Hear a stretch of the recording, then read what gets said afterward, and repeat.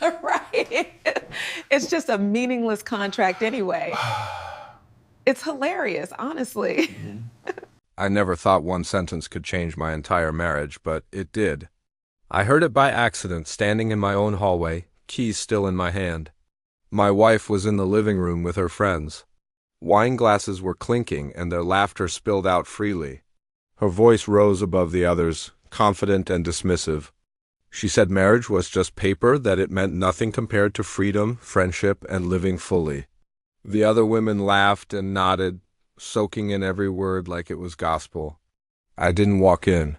I just stood there, completely still, realizing I had become a punchline in my own home. When she came upstairs later, she kissed my cheek like nothing had happened and asked about my day.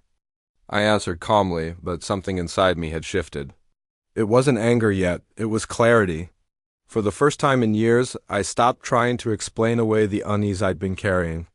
The late nights, the unexplained cash withdrawals, the credit card statements that never quite made sense. Her constant talk about independence while enjoying the stability my income provided. I had ignored it all because I believed commitment meant patience. That night, I didn't sleep. I sat at the kitchen table and looked through our finances with fresh eyes. The patterns emerged quickly once I stopped pretending there was an innocent explanation. Money disappearing regularly.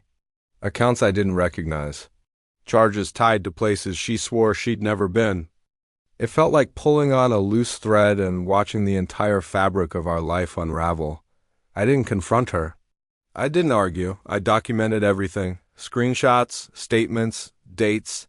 I opened a private account and quietly redirected part of my paycheck. I contacted a lawyer I trusted and followed his advice exactly. Stay calm, stay silent, gather proof. A private investigator confirmed what my instincts already knew. The girl's nights were a cover. She wasn't reclaiming herself or finding empowerment. She was living another life entirely, funded by money she'd taken without my knowledge. There wasn't just one man. There were several over years, overlapping as if I had never existed. The deeper I looked, the worse it got. I discovered a refinance on our home I never authorized. My signature sat on documents I had never signed. She had pulled equity out of our house and sent hundreds of thousands of dollars to secret accounts. By the time she came home one night smelling of wine and someone else's cologne, I felt strangely calm. The man who would have begged for honesty was gone. In his place was someone quieter, more deliberate. I waited for the right moment. When she left for what she called a retreat, I packed only what mattered: documents, clothes, and all the evidence. I left the house exactly as it was, except for a single envelope on the counter. Inside, the words were simple and factual. I knew about the affairs. I knew about the money. My lawyer would be in contact. There was nothing left to discuss.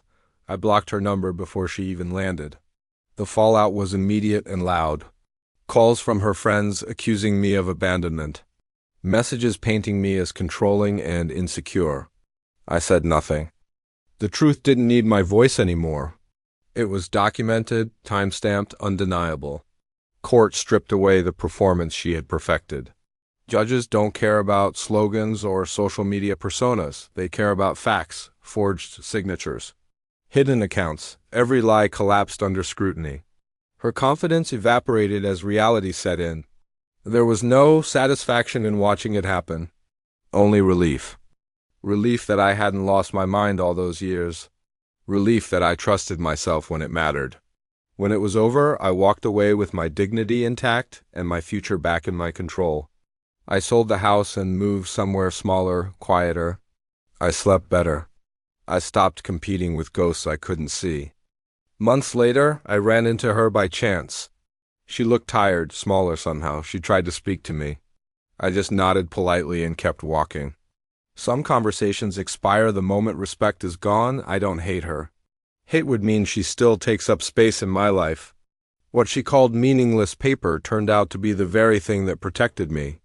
I learned that love without accountability is just exploitation, and that walking away isn't weakness when staying would cost you yourself.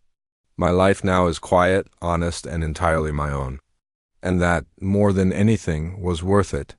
Thanks for listening. If this story resonated with you, consider subscribing for more.